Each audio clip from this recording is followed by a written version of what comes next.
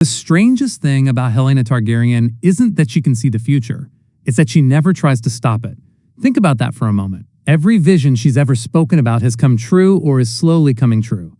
She warned Aemon that he would have to close one eye before anyone knew he would lose it. She whispered about dragons made of wood before the war reached its bloodiest chapters. She spoke of death as though she were remembering something instead of predicting it. And yet, despite knowing more than anyone else in her family, Helaena never screams, she never runs, she never begs people to change course. She never throws herself into the council chamber demanding that someone listen.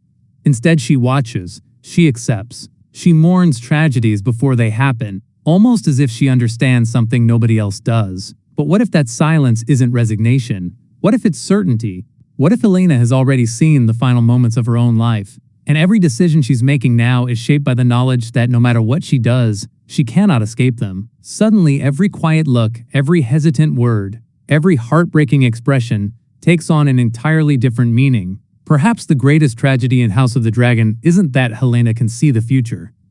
I need to see the moon. It's that she already knows exactly how her story ends. That idea sounds impossible until you begin placing every prophecy besides the next one. Individually, they feel like strange riddles scattered throughout the series.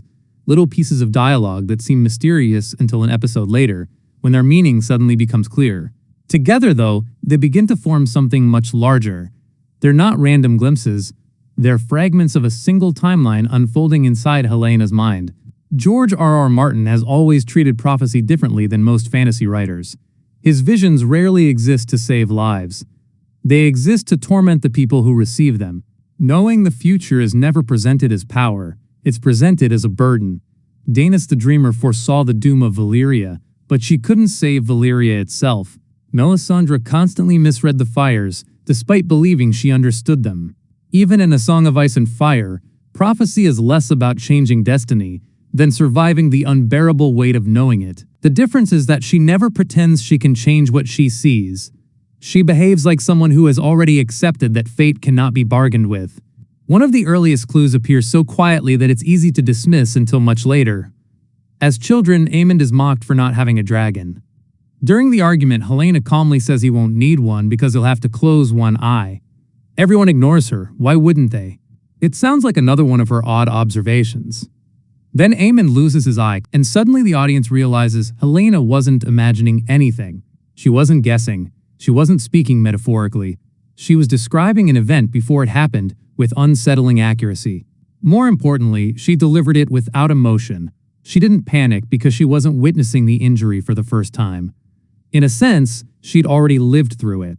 That's an important distinction because it changes the way we interpret every prophecy that follows.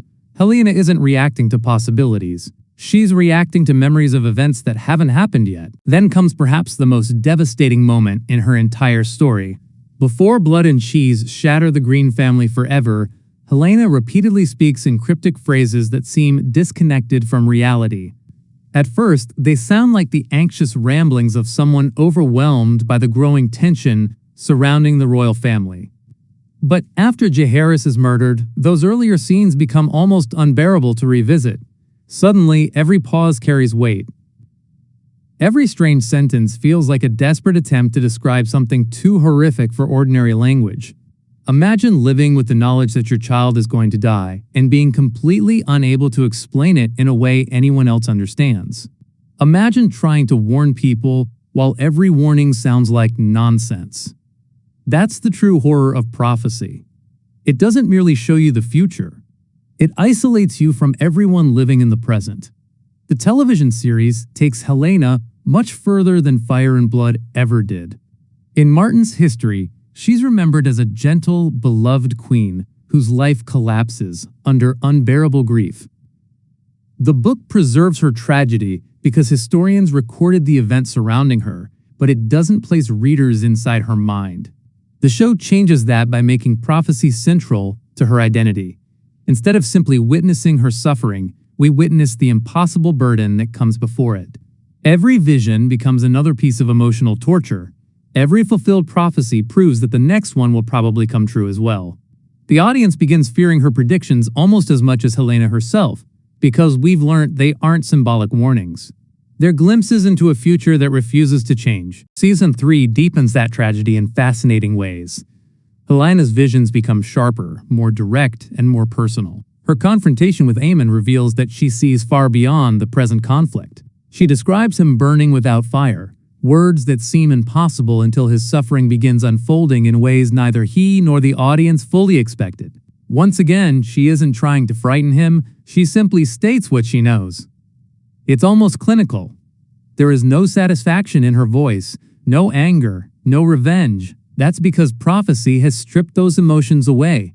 When you already know where every road leads, surprise disappears. Only sadness remains. Then the show introduces something that changes the entire conversation surrounding Helaena's future: her pregnancy.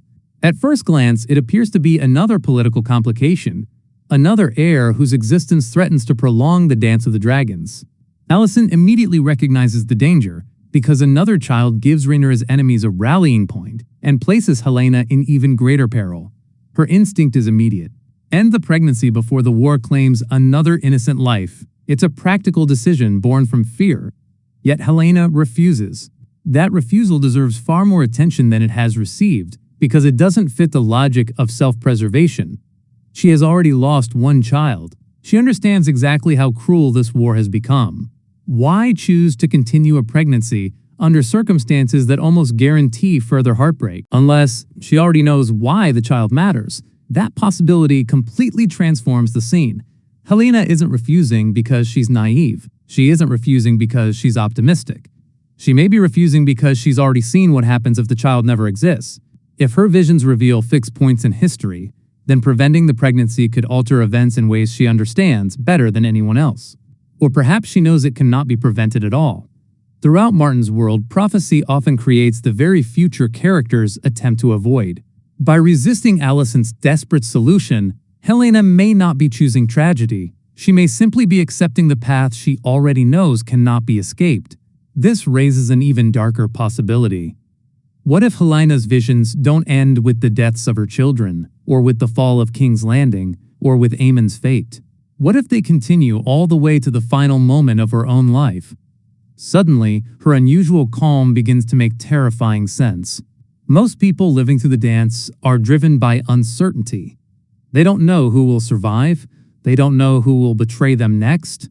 They don't know whether tomorrow brings victory or ruin.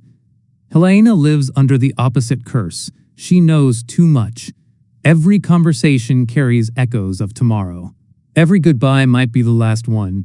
Every smile may already feel like a memory. And perhaps that's why Helaena never truly fights against destiny. Not because she's weak, not because she's passive, but because she's the only person in the Red Keep who understands the terrible cost of trying to outrun prophecy.